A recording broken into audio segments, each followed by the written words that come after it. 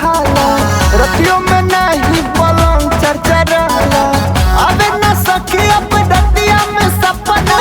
हमरो भतारी के प्यार न बुझाला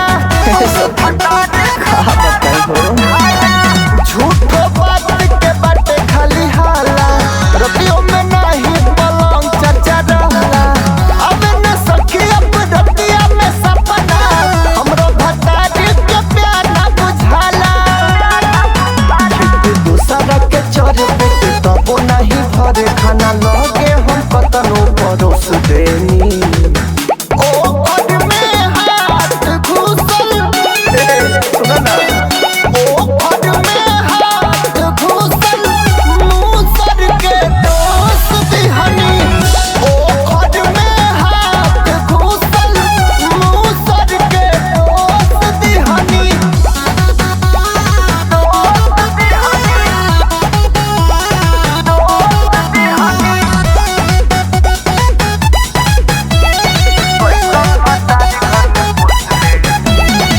भूटा भूटानी दुख गहरा पड़ल बा